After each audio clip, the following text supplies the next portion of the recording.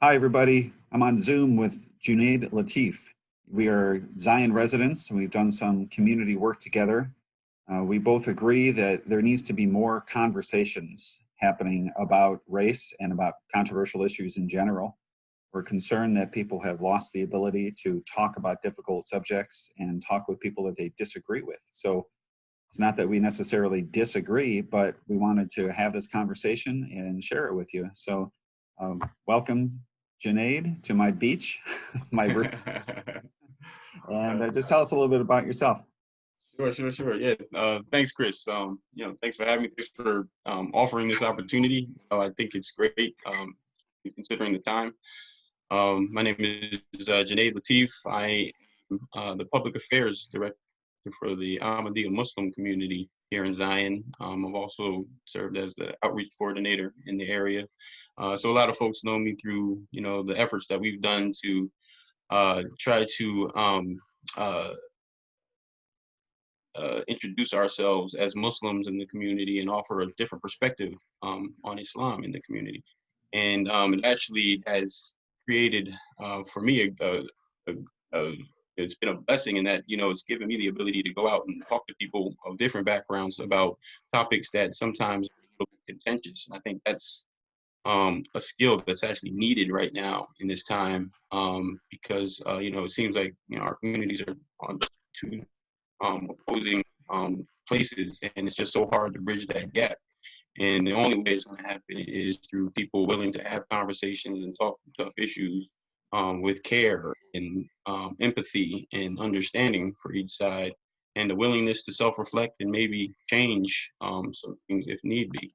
So I'm just happy to be here and you know to engage with you, Chris, on this topic. Like you said, we've had a relationship in the past, and we've done some great things, and try to at least try to do some good things in the community. We hope that those efforts, will sustain and grow, and opportunities will grow. And yeah, I'm looking forward to the conversation. Really Yeah, enjoying the beach background. Also, it's bringing the environment, the feel that I need in my heart right now. yeah. Conversation. A little bit of wishful thinking for me. I understand. So I agree. What worries me is that people are not engaging in conversations. The conversations are getting shut down by assumptions. I know what you're going to say because you're one of those, whatever category you belong to, your political affiliation or whatever. So you're one of those. I know what you're going to say, and I don't want to hear it. But you don't know what the other person's going to say. So hopefully, we'll be able to model that and encourage some of these conversations. Yeah. So I want to kind of call out the elephant in the room. You're black. I'm white. You're Muslim. I'm Christian. Why does it matter? Do you want me to see those things? There's a lot in the news about being colorblind. Why Mhm. can't I just see you as a human being? Why do I need to notice you as a black man or as a Muslim man? Or do I? Yeah, and it's a question, you hear a lot. And, from my perspective, you know, the ideal place where we're going to be, all those things aren't going to matter, but in order to get there, I think that there has to be an acknowledgement of each other just because, these are things that have divided us in the past. So there has to be, at least internally, an acknowledgement that perhaps the way that this person is seeing me is based off of where the bias has been in the past. And each side now has to figure out how they're going to engage with that bias that they have internally, and that they expect that the external may have against them. So, unfortunately, I think we live in a racially charged community or a racially charged world, and there were acts that were actually perpetrated. So now, once we understand that that's real, people are always analyzing every situation now to see if that is the root cause behind whatever conflict it is that comes up in their lives. And and sometimes just the way that things are presented, it just makes it seem more and more apparent that that's actually the case when it may not even be the case at all. But just because that's the bias that we have, it always seems to come to the forefront. This is such a contentious issue. Um, you know, So um, I don't think I could look at you and not notice that you're a black man. Okay. To when you're wearing your cap. What's it called again? Kufi. There's different Kufi. terms for it, but I call it a kufi. Okay. So I notice you're wearing a kufi, and so that could be a tip that your experience in life might be different from mine, but it would not be right for me to draw assumptions based on that, that because you're a Muslim, you must be like the other Muslims that I know or don't know and heard of, or because you are black, you must be this or that. So it's it's nuanced. I mean, it's complicated. Yeah. I think I need to notice those things, but not draw too many assumptions about them. Yeah, and that's where I think, and that's the trickiest part, right? Because, you know, we have to create prejudices in our life or assumptions in our life to keep ourselves protected. When you see a dog snarling, you don't walk up to the dog and try to pat him on his head. Your experience has told you that this isn't the best situation to put yourself into. So, it's the same thing I think with the biases that we create. They're kind of a protection that we have against the unknown that's out there. And I think the problem with our biases is that it's usually created by someone else's experience, through media or social, Facebook or something like that, is telling you that this is what you should expect when you encounter these folks.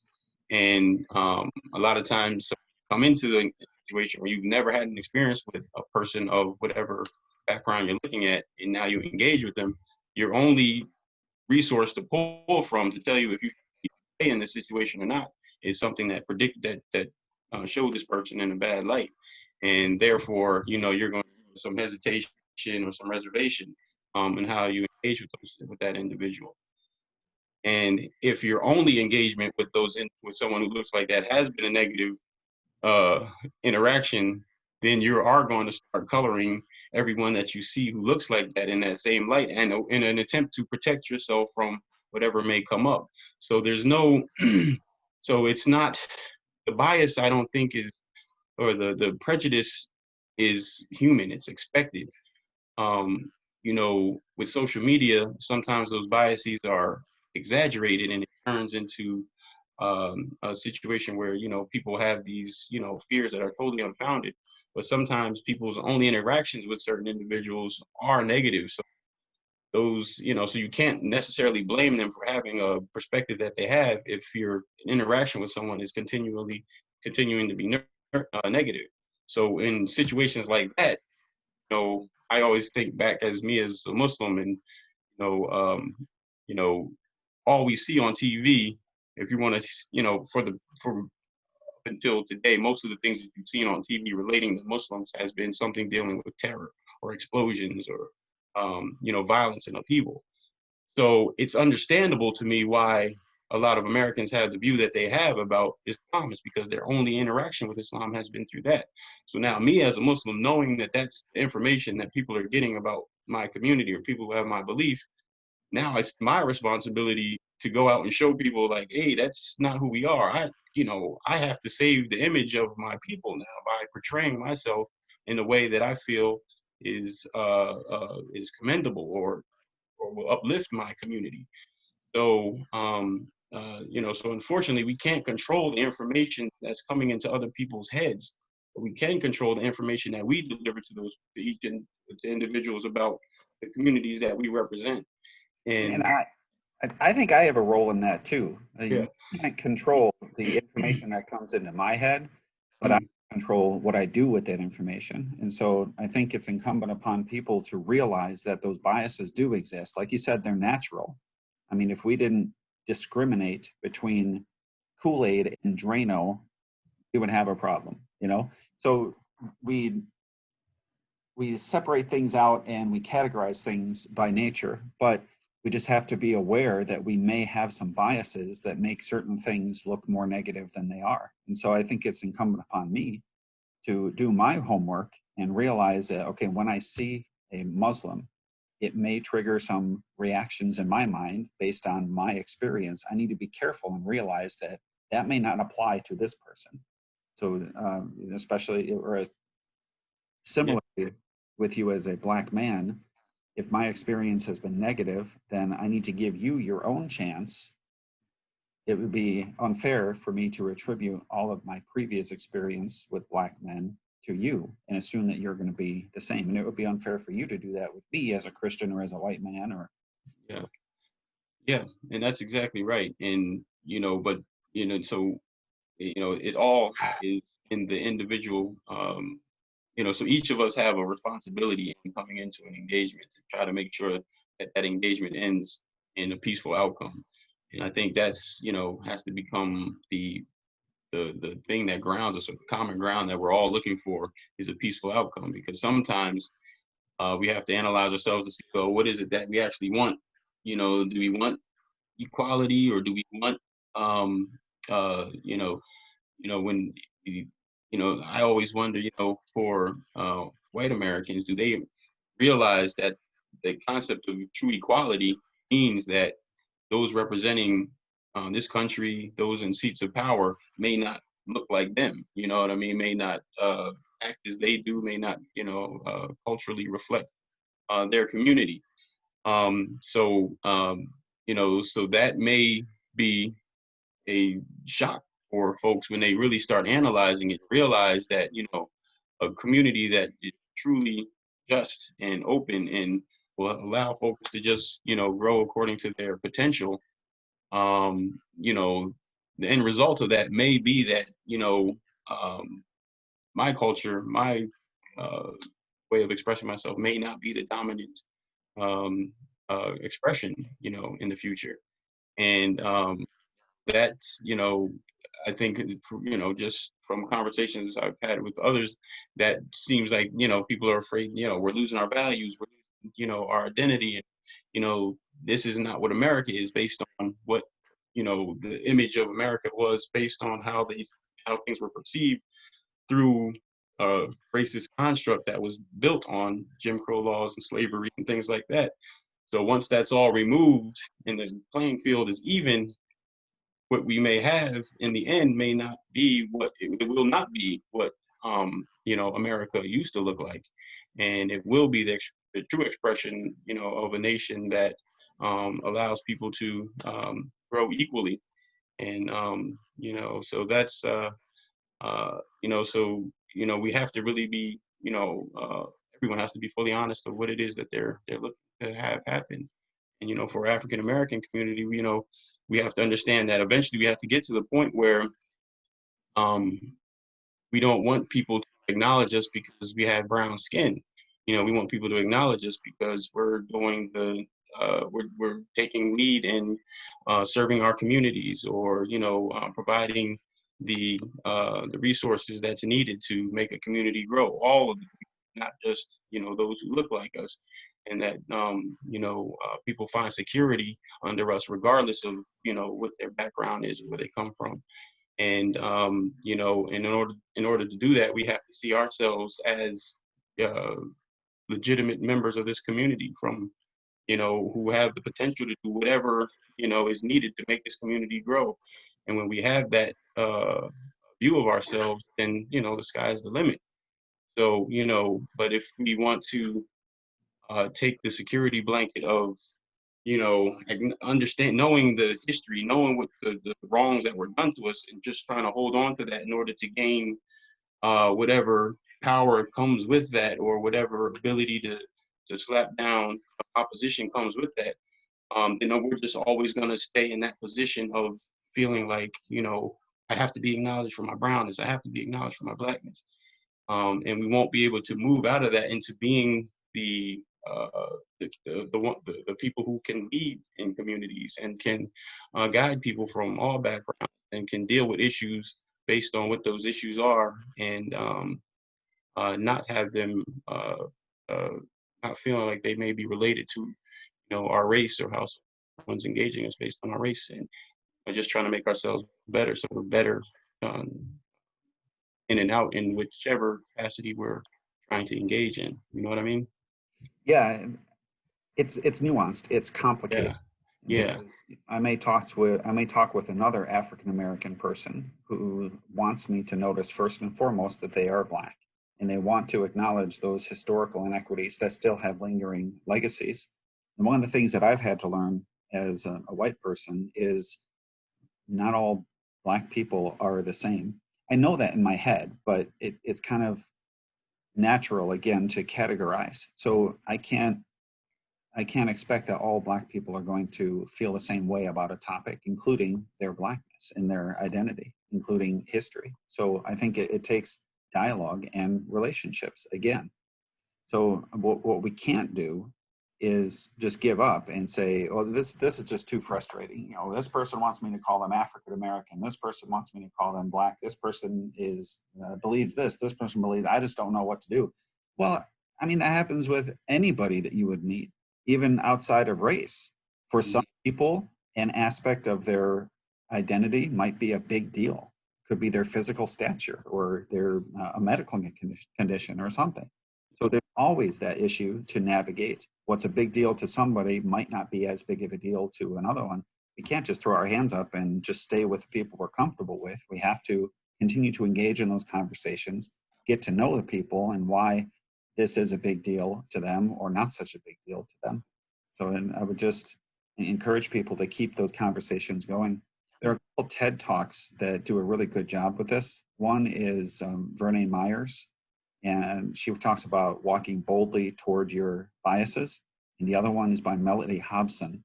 Both are Black women. And Melody Hobson's is called Being Color Blind or Color Brave.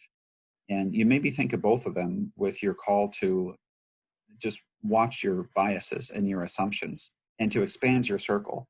If the only time you have interacted with Muslims has been negative, well, then you need to find some positive interactions with Muslims. The only time that you've interacted with a white person or a Jewish person or a Black person or whatever, whoever has been negative, then you need to expand your circles. And I think if we're going to get to a point of healing along political or racial lines, we have to do that. Yeah. Politics as well. If your only interaction with the other political side has been negative, well, don't give up and just, I mean, don't give up on them. Find other people who are the opposite belief of you and develop those positive relationships is work that all of us need to do. Yeah, I think on a basic level, a lot of us have been taught that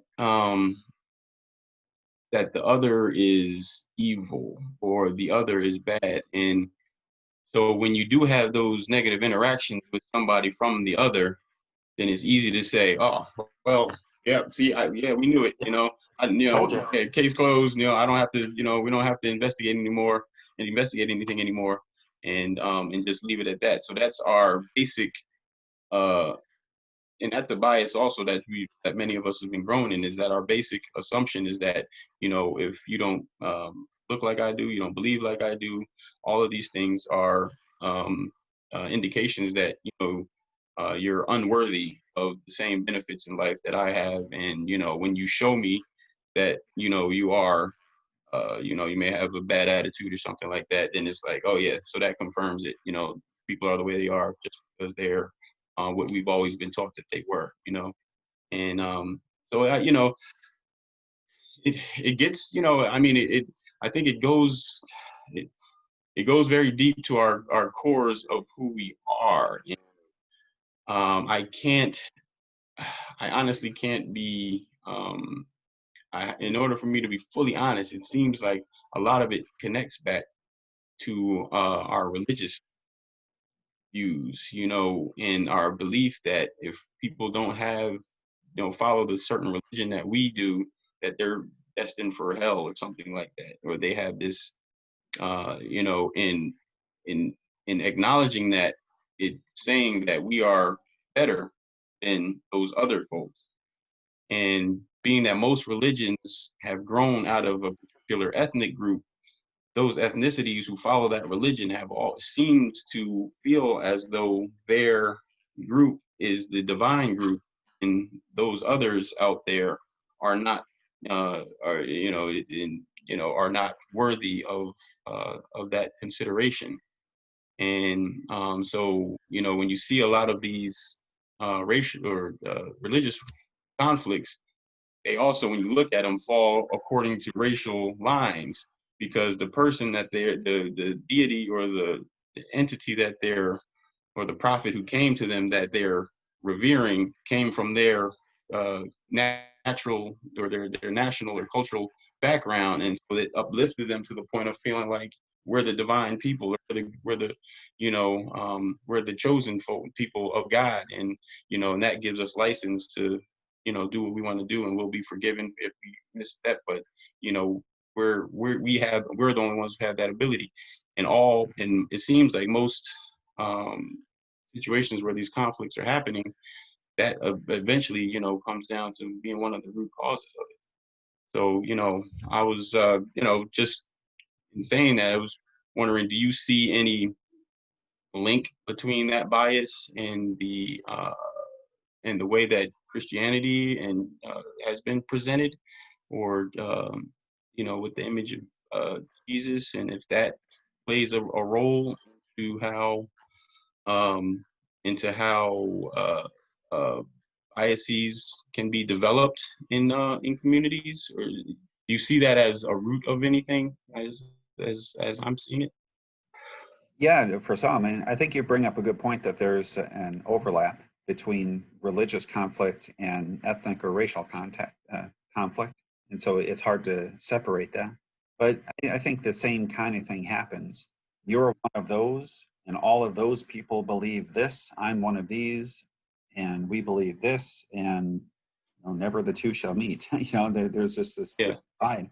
And if we could still engage in those kind of conversations, we may find that we have some things in common.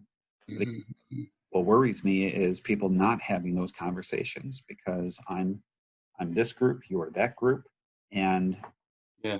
you're I'm gonna going to hell if I even consider, what you're saying, and you're going to hell if you consider what I'm saying, and it just creates right. this bad, this little block we have. And I think that naturally we're all humans. So once we do break through that original bias, and we have engagements, and we speak with one another, and we see that those things that we were so concerned about aren't as big as we thought they were, and our lives are usually more fulfilled. And I know, for me, since we've been doing this effort to try to let people know that all Muslims aren't terrorists, you have to go out and engage with people that don't like you, and start conversations and try to find ways to find a connection in a place where you can intersect. And it's given me the confidence to know that everything that we're dealing with is temporary, and that we're eventually going to get past it, because we all have the desire to connect as human beings. And once we get past the chatter that's out there of whose side is right or which side is, and look at individuals as individuals to see how we can create peace between the two people who are actually in an engagement. I think that most people look for that and encourage that type of engagement and connection. And that's again where we have to have that engagement, that dialogue, and that connection. I mean, that happened with me. I was talking with a Muslim about the idea of jihad, and because that word has been maligned, and there are assumptions that come up with that, and I said, I'm just not comfortable with the Muslim belief in jihad. And so this person explained, well, yeah, we do believe in jihad, but jihad doesn't mean a holy war in which we wipe out everybody who doesn't think like us. Jihad is this it can relate to the inner struggle, where you're trying to defeat the things in yourself that hold you back. And I'm like, oh, huh, I didn't think of it like that. And we just need more moments like that, whether you're Mhm. talking about religion or race or anything, where people actually have a conversation and one person comes across saying, I hadn't thought of it like that. It doesn't mean that I'm going to convert to Islam. It doesn't Mhm. mean that we have to necessarily even agree, but just coming away with, I didn't think of it like that. And now I have a new way of thinking, and now I have a connection. So when I have another question about Islam that I had assumptions on, like, Yeah. well, Muslims must hate Christians. Well, no, but now I have this connection with somebody that I can talk to about that and dispel some of those myths. That's the kind of stuff that we need to happen. So yeah, those interactions create space for empathy, for us to see each other. And I think that that's what we need on a racial level also, is that when those opportunities come to talk and someone says, you know, calls me a Negro or something like that, and I'm like, that's an old term, I can't, I shouldn't get upset with that, because this person is actually trying to make a connection. You know what I mean? He may not have the right words or know exactly how I, would classify myself, but I see that he's trying to make an engagement. So I don't shut it down right there. Just like, yeah, well, me as an African American, this is what I think of it. But to do it in a nice way, in an engaging way, that is going to keep that conversation going, so that you can eventually let that person see that whatever bias he may have can go away. And then you'll also learn that the bias that you had against him, just because he used that word, wasn't necessarily what you thought he would be either. You know what I mean? And, we're all victims of our circumstance. We all grow up the information that we're given. We don't have any control over how that information comes to us. But the only way that we can get new information is by going to new sources. And if that source of information is blocked, and you can't get beyond, that you can't open the door to get into that information, then you'll never Right. be grow as an. So we need each other, in these times. Right. And that, I mean, think of the opposite. Think if that conversation didn't happen Mhm. and you were called a Negro by a white person and you shut down and you said, I'm not going to talk to any more white people because they just look at me as a Negro and they're going to use those outdated terms. And so now you've shut down that conversation. So then all of the white people you interact with don't have the opportunity to learn. And then let's say I had a negative interaction with a Black person that I called African American, and they yelled at me about that. And I say, I'm not going to talk to any more Black people because I don't know what to call them. And they're going to yell at me. Well, no, that one person yelled at me. Mhm. I mean that all other Black people are going to have that kind of reaction. That one person calls you a Negro. And that doesn't mean that that's how all white people think. And so giving each person their own chance and keeping that conversation open, Yeah. that's of safety. I mean, there are some people and some times and places that it would not be safe to have a conversation. And I'm not saying you need to go and have a conversation with somebody who believes that you don't have the right to live. Well, it's Uh-huh. a little bit different. But again, Yeah. we shut down those conversations and assume that everybody who's like that one person I had this negative interaction with is gonna be the same way. Yeah. We don't have Yeah. the opportunity to grow up and learn from that. Yeah, yeah, it's, yeah, each side has to figure out, how bad we want this peace to happen, you know what I mean, and what we're willing to give up in order to let it happen. And, a lot of it is just, not being so reactive when, certain things happen, and not reacting in the way that someone wants you to react, so that can confirm their bias. So sometimes people put things out there just to be able to say, aha, see, I told you so. And by you countering that with a different spirit, you have a chance to change that person's perspective in that person. Do you think do you think the current events and the current climate is it helping or hurting? I mean, there's been so much visibility, so much more visibility on racial issues and systemic racism, police brutality, Black Lives Matter, through the killing of George Floyd and Breonna Taylor, and more. And this is not a new conversation, but it's just gotten extra visibility. Yeah. People are talking about it to some extent. Are you seeing progress or are you seeing kind of regression? Yeah, I mean, I think it's definitely progress in the sense of birthing pains. You know what I mean? Something's coming. You know what I mean? And it's it hurts before the good stuff gets there. Um, you know, and this outcry is ultimately about justice. And you know it's been apparent from days of old that a system of injustice has been in place. And there's been people who've been saying this for years. Police, overreach hasn't just started. You know what I mean? I know growing up, the cases of it were pretty apparent on the East Coast. There was a lot of different cases, and people would be saying that these things are happening, in their communities, and no one would take it serious. Oh, these are police officers. They would never do anything like that. And, be in court situations where the judge, whose word do you want me to believe, yours or the police officer? And so people have been seeing these things kind of play out for generations, and so there's a frustration that's built up, and it seems like you know that uh, it hasn't been acknowledged. So now when this opportunity comes for people to acknowledge that, it's been caught on tape. Now, look, you can't get away from it. So people are just so uh, uh, excited to have a moment to where everybody sees this, for what it is. And, so, people's emotions are getting involved. You just have to, be careful that, the emotions don't go too far on the other side. And then the oppressor begins to, the oppressed begins to act unjustly and become the oppressor in some situations. So there's a fine line to balance, the whole thing. And, because at some point, once the acknowledgement is made on the side of the guilty, I think that there has to be a sense of forgiveness on the side of the oppressed. Say, okay, well, now you acknowledged it. Let's see some real changes to, make, to confirm your acknowledgement of it. But now I'm going to let all things in the past go, and we're not going to think about that anymore. As long as you're saying that from this point forward, we're going to try to move on with justice. And then whoever is that person or that entity that's making that claim to say, we acknowledge the things that we've done is wrong, we're trying to make amends in this way and that way.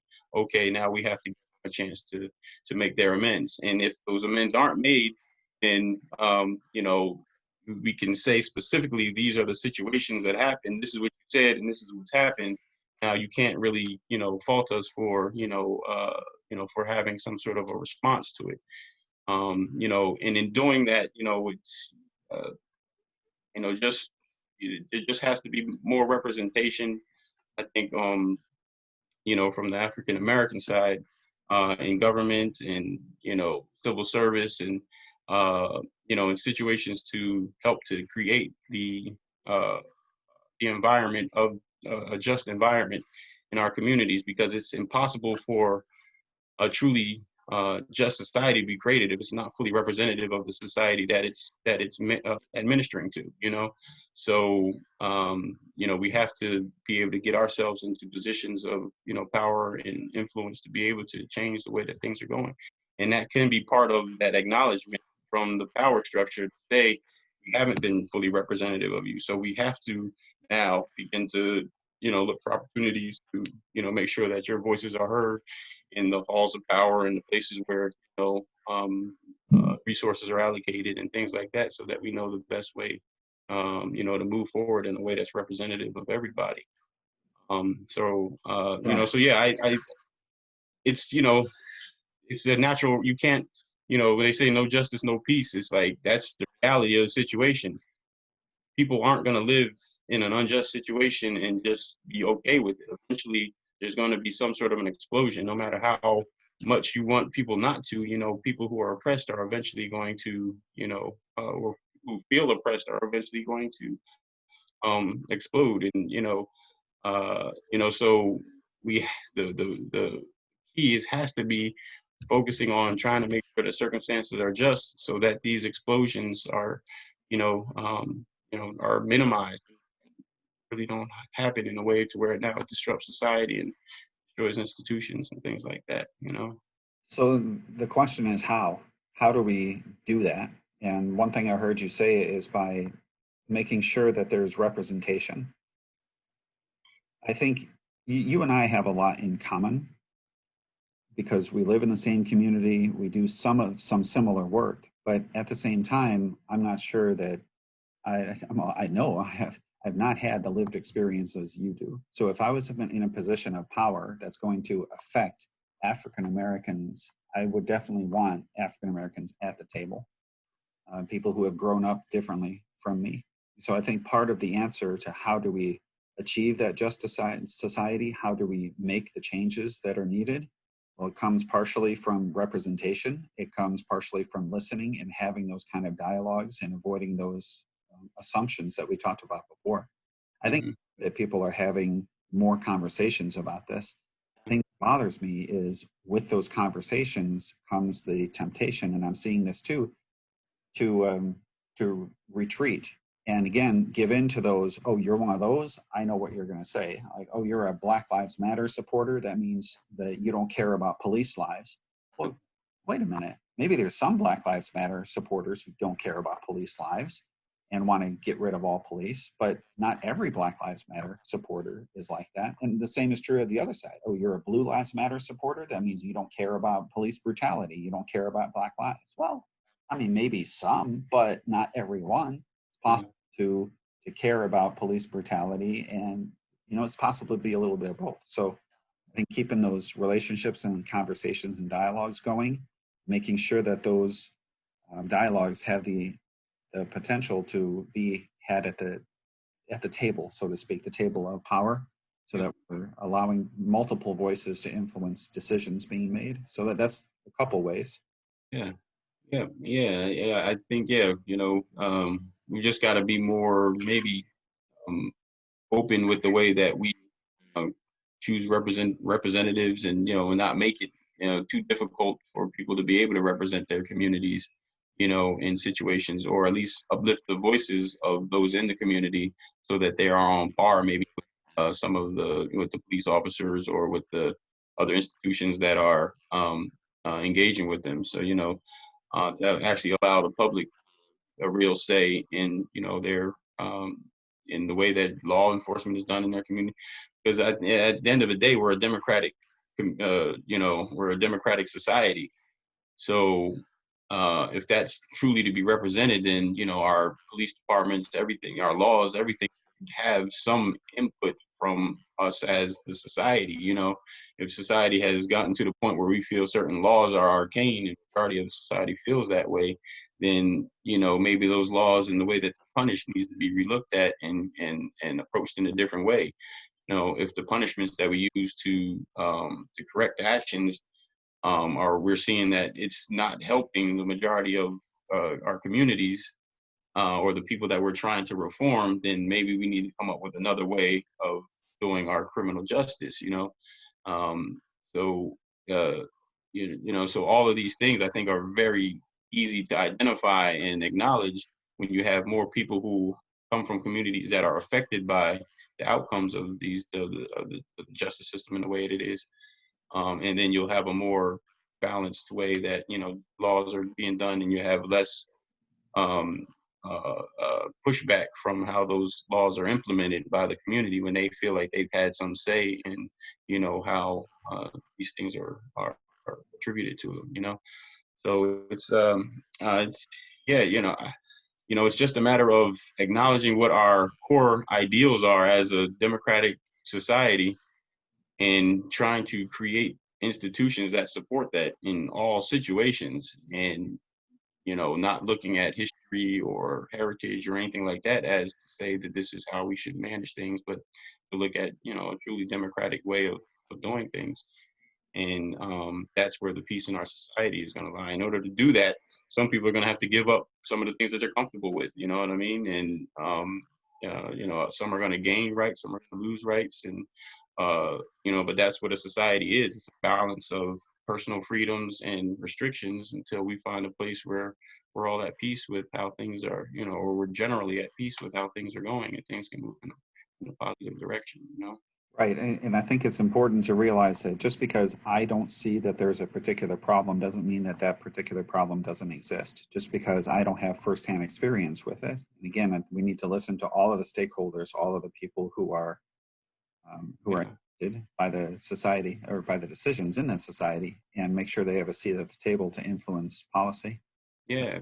Part of the Because, yeah, problem just is, even be in a situation where we don't see, because we could see the impacts, we see what's going on in inner city neighborhoods, so we know that there's a problem, but that's what I mean when you get back to, sometimes we have a bias. It's, well, that's just how they are. You know what I mean? And it's like, oh, well, leave, they'll just be who they'll be. You know what I mean? And we're just gonna, live over here and do what we do. And I feel like that tendency, of course, grew out of our history, and there, we should not be satisfied with seeing people in the conditions that they're living in, health wise, mentally, legally, and all that. So if we know that these are human beings that have the same who were born with the same innate desire to fully express themselves, And there's some things that have been happening along the way that's been restricting that from happening and guiding them in a direction to where the outcomes are what we're seeing. So there has to be, there's just like there was policies that created the situation that ultimately is affecting them in the way, there's policies that can be implemented to help to draw them out of those things as well, you know, and it really takes a desire to want to have a truly even, you know, society in order to make that happen. Because once these folks are given the ability to fully express themselves, you know, they're going to be on par with everyone else in society, and you know, our society will, you know, will grow and just be represented in whichever way it represents itself, based on you know, anyone's personal desire to grow, you know. So, but we have to acknowledge that the conditions that we're seeing in predominantly, you know, African American communities is an outcome of systems and policies that were put in place. And in order to change those conditions, there's policies that have to be you know, there's policies that we have to do in order to address what some of the core issues are in those communities and try to change those situations around, because it didn't just happen, you know, by itself. It's not just in the people's nature, you know, to be in that way. You know, it's all just conditioning. Conditions can be changed if the right circumstances are provided, I believe, you know. I see what you're saying. How do you account for personal decisions and personal responsibility and accountability? And you know, this reminds me of the argument about, you know, what about black on black crime? So you're saying Black Lives Matter and we need to address police brutality of white police against black communities, but you know, you just had a record-breaking weekend of violence. Doesn't seem like Black Lives Matter to other black people in inner city Chicago, yet you're focusing on this small, yeah, it happens, police brutality, but it's a very small component of violence against blacks. You're focusing on this, and there's this huge problem in your own community. Yeah. How do you Yeah. resolve that? Yeah. So, you know, that, like I said, the where we're at today is a result of things that happened in the past. So the way that we're going to get out of that, it's not going to be an overnight solution, but it's going to have to be an acknowledgement that everything that's happening right now as a result of things that's happened in the past. You know, the power structure the way it is, the reason that, you know, uh, predominantly, you know, all the seats of power are held by predominantly uh, uh, European Americans or white Americans. There's a reason why that is the way that it is. And, you know, until we acknowledge that and begin to put in steps in place to restore what was lost based on the systems that were created in the past, then, you know, we're just kind of putting, you know, band-aids on an issue and not getting to the root of of what the problem is. Because there's been a system, you know, when you say systematic racism, it affects not just, you know, it affects people not just physically in the terms of, you know, slavery or anything like that. There's also mental conditions, and there's, you know, biases that people develop in that system that make you feel like this is the way that life is intended to be engaged in, and this is all that you're worth, and this is all that, you know, all that's put out there for you. You know, for me, when I look at it, what was lost during that whole period is the family, and because families weren't, you know, families were generally destroyed, or the men, the men of those communities were diminished or wiped out. And time, you know, you think about the thought leaders of the 60s and 70s who were assassinated, and you know, there's FBI programs, these government programs that actually went into dismantling all of these organizations that men put together to try to establish, men and women put together to try to establish some sort of a justice system. And all of those things were opposed by the government. So, you know, people are realizing that, you know, I go to school, I get education, with my education, I learn that I should better myself. I recognize that my conditions aren't just, and I try to work towards that justice.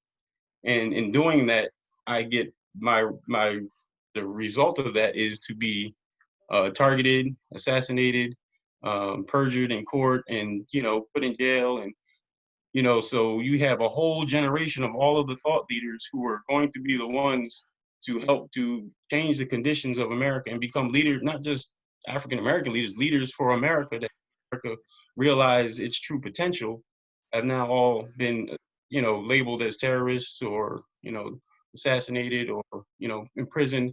So now you're saying that, okay, this is not what the expression of this is not what's going to be allowed in this country. When you think about the Black Wall Street and the efforts to uplift communities, and those communities are firebombed and destroyed. So all of the actions that were really intended to uplift a community, and what any natural human being would do to try to uplift themselves, is said that that's not acceptable because you have brown skin. And then, through the Contra scandal, drugs are put into the neighborhoods, and certain drug dealers are supported by the government to, promote drugs and, lawlessness in the community, and are rewarded for that and not locked up. They're given license to continue to continue these types of behaviors for decades in communities, and the kids who are growing up are, seeing lower level guys get locked up, their parents and things like that. The higher level guys are interacting with the CIA and, different organizations, and they're growing. They're like, wow, so if I could get to that level of the game, I could be, untouchable too. That's, we tried to, do things through the social justice arena. We tried to do things economically. You're saying that that's not what's allowed for me, but what is allowed for me is to live out this lawless lifestyle and make all of this ridiculous amounts of money, and buy all the cars and all the material things that the TV is telling us is so important. All of these things now are, this is what you're saying is okay for us, and now the end result of that are tons of men in jail, caught up in lifestyles that are destructive. That destruction comes to the house. The children have no positive father figure to guide them and show them the proper way. And what we're seeing today in inner cities is the result of years of those types of policies. So, so there has to be an acknowledgement that, the systems that were put in place have had an impact on the communities, and that people aren't in these conditions just because that's just who they are, because they have brown skin. It's, if you put someone in the sun long enough, is, just your skin gets tan. You get sunburn. The conditions that you put people in has an impact on them, and that's what we're seeing represented in most of the inner cities. Now you'll have people who have been able to sidestep those problems and push through and get accepted into the top classes and be the only African American in there. Deal with all of the prejudice and everything that may come along with being in that position, and then make it to a position of influence, realizing that at the end of the day he's by himself and he still has to support a structure that isn't necessarily going to uplift people that look like him, but he has to join into their system in order for him to have any kind of success. And that system is designed not necessarily to help folks who look like him to get to that position. It's all just based on whatever his drive and motivation is. And for most people, who have parents and who in a secure environment, who can teach them those basics of what it takes to to be self-reliant, they can succeed in a system like this. But those who have been left behind, who haven't had that type of encouragement, then they become everybody's. They become hurtful to themselves and to the rest of society. And it becomes all of our responsibilities to figure out, how do we encourage these people to come out of their conditions, or what conditions do we establish for these people for them to be rewarded for making different decisions, and just making decisions that will better their circumstances. So I mean, it's a lot, It's a lot. Honestly, what you just said it's just really heavy. And I think about my journey as a white person, navigating issues of race and becoming more aware of the racial dynamics and how things might be different for people who are not white. I think there was a time in my life where I would just, I would have tuned you out Hmm. as you started to talk about the conspiracy and, you know, that this was deliberately by the government to shut down communities of color and firebombing. I cannot countenance, I can't admit that government would do that. And so I think, and again, people may get tired of me saying this, but I'll never stop saying it. We have to get to the point where, okay, I'm not sure I agree with you on this, but that doesn't discount everything else you're saying. So my what I need to do based on all that you just said, I need to do a little bit of homework. There's a lot that you said that I'm not familiar with, and I want to look into. Yeah. But I can't take something that you said that bothers me, Mhm. don't agree with, and use that to discount everything that you just said. I think we Mhm. agree that there have been systems in place that have deliberately held down Black communities and Black people. And even though those particular policies may not be here anymore, like redlining, where we explicitly said, literally drew in red lines, parts on the map where people could and couldn't uh, settle and get mortgages. So we don't do that anymore, but that doesn't mean that the effects aren't there. So I think I can acknowledge that that are um, there are systems that are still in place that unfairly burden people of color, and there are systems that were historically in place that, even though they're not there anymore, still have a lingering effect. Because if your um, ancestors, if your forebears, whatever the word is, were not allowed to accrue wealth through property, and mine were, if yours were restricted to areas where the property values were low and mine could go to areas where they're high, then my family over the past generations could pass wealth generationally. Yours can't. And so there's kind of this legacy. That's why I may have a leg up on you now, even though those policies don't exist anymore. Mhm. And as Yeah. for the others, like I said, I need to do a little bit of homework. I need to look into Black Wall Street and the firebombing and the COINTELPRO and that kind of thing. Yeah. But I would encourage anybody who's watching to do that as well. Don't let the conversation shut down. Just because somebody says something that you don't agree with, don't stop the conversation and say, "See, I told you, you're one of those. You believe in that, and therefore I'm not going to talk to you anymore." Okay, listen. You don't have to agree with everything, but listen. Keep the dialogue going. Go back and do some homework, and be able to come back and say, I'm just not sure about this. I hear you on this, but I'm not sure about this. So I want to encourage people to learn from our dialogue here and keep the Yeah. conversations going.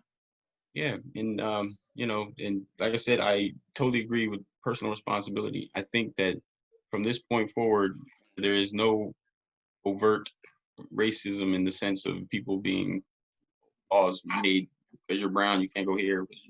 You know, that if we apply ourselves as fully as we can with the right energy and my experience has shown me that there's no limit to what you can achieve here in America.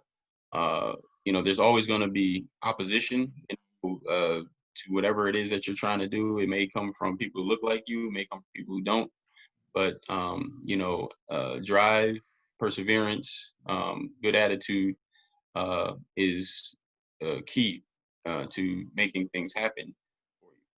But I also acknowledge that those are lessons that were taught to me, from my father and through his experience, and uh, and in order to get that message to a lot of other people, I think the same conditions have to be created to where people do have models to look up to, who are tender with them, who love them, who guided them throughout their lives, and in good and bad decisions, and kind of giving them a path to follow.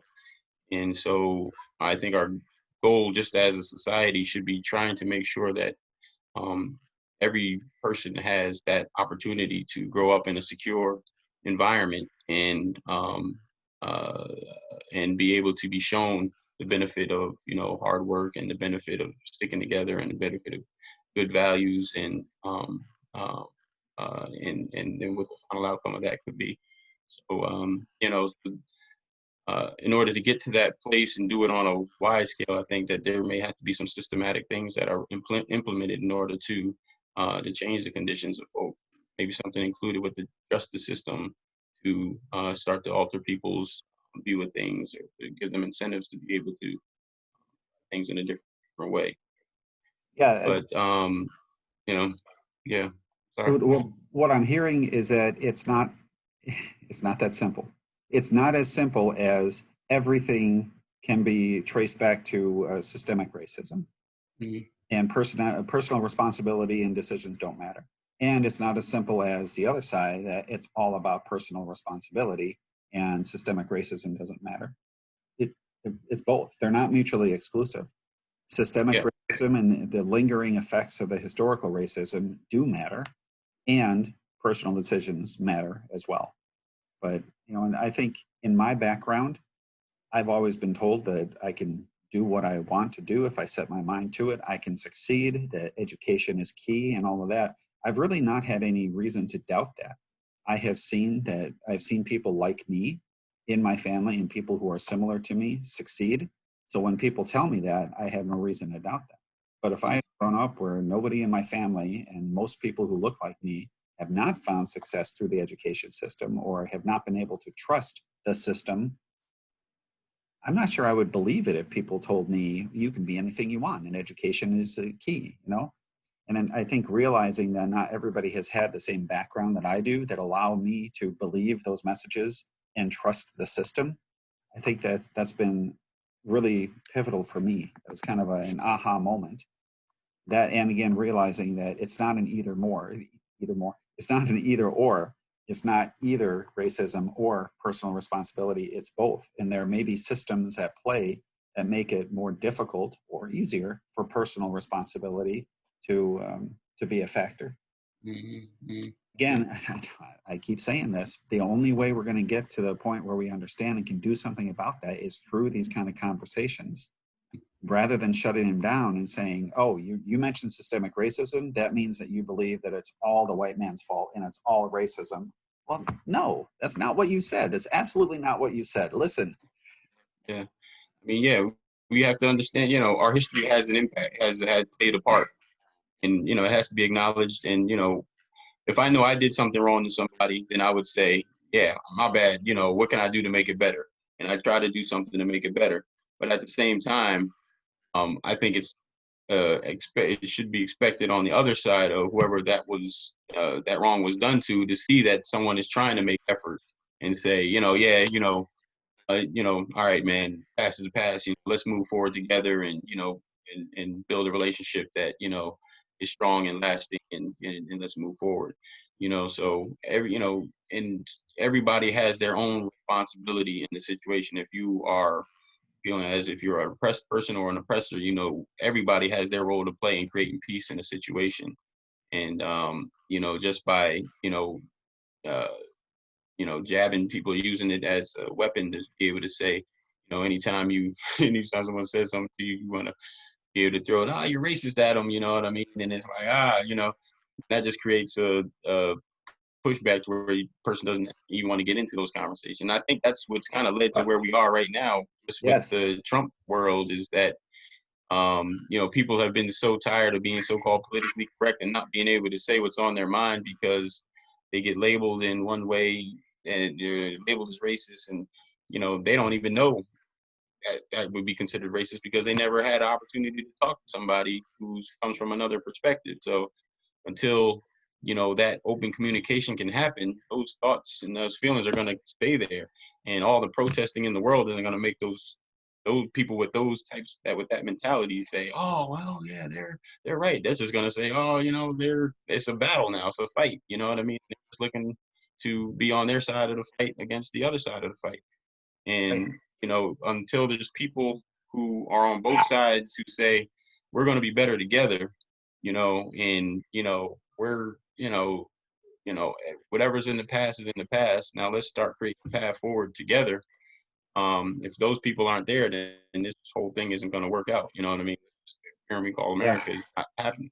But if we can make it happen, then I don't think that there's no nation in the world that has the potential to be as great as we do if we can just acknowledge our wrongs, admit our rights, and both move forward, in a positive direction. And I think we're doing something that most nations haven't done. There's no nation really as diverse as ours, that has so many, people from so many different backgrounds, and where people have been, you know, we have to say that there's been strides that have been made to try to balance things. And until these conversations are happening, and until we get through all of the hard stuff, we're not going to be able to get to, the kind of a society that we're looking for America to be.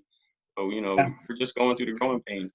And, but yeah, conversation and communication, empathy is key. Well, we need to draw this particular conversation to a close, but I think Yeah. you would agree we want to encourage others to keep the conversation going. So, just speaking for myself, I would encourage anybody to reach out to me if you want to talk about these kind of things. If you're thinking, I don't know, if you're a white person and you're thinking, I'm not comfortable talking to people of color in my life about race, well, start with me. I can share a little bit about my journey. I will talk to anybody about this. Not that I have all the answers, but I can share some of my journey and encourage you to keep the conversation going. So you can reach me at Chris Kubik 127. That's Chris, CHRIS, Kubik, KUBIC 127 at gmail.com. Be happy to discuss this topic. I also have I hesitate to call it a website because it's kind of ugly and it's just a compilation of Google Docs and all that, but I want to offer it if it'll help the conversation. You can go to www.tinyurl.com. That's tinyurl.com/discussing race and racism. There you'll find links to a lot of resources and some of the things that have held me back that have kind of been sticking points in doing anti-racist work and having these kind of conversations. So I offer that to anybody. Feel free to contact me. Junayd, I know I'm putting you on the spot here. You don't have to give out your personal details, but I'm especially curious if somebody is thinking, I really don't know many Muslims. I have a lot of these preconceived notions about what Islam is and who Muslims are, or I don't, what can I do? Can they visit your mosque? Yes, of course, or if you just want to contact me, that's fine. If you want to talk, I'm open for any kind of conversation, be it race, religion. I'm always looking to learn more and to widen, broaden my horizons, understandings. So yes, yeah, I just give my phone number. You can call me 847 404-9334, and we can work out a time to engage deeper, or or engage in whichever way that you're comfortable with. But Do that whatever. number again. 847-404-9334. Okay, and email. Junayd, Junayd, dot Latif, Latif, at Ahmadiyya, AHMADIYYA.US. Okay, in the name of your fellowship. I'm a member of the Ahmadiyya Muslim community. I'm actually the public affairs for our local chapter of the Ahmadiyya Muslim community. Okay. So I'm I hoping. wouldn't say that I was officially speaking in that capacity today. So I would say that all of my views are my views. Don't necessarily attribute those to the community at large, but I'm speaking just as a citizen of Zion, citizen of America, just trying to create more opportunities for people to engage and communicate and conversate about topics relating to race or religion or whatever. I put our information in the chat box, and I'm hoping that comes out in the recording. Otherwise, all people saw were my giant fingers typing. If not, I'll be sure to post this elsewhere. But hey, thanks for the time. Good. Oh man, it's my pleasure. Thank you, Chris. Really appreciate you. All right.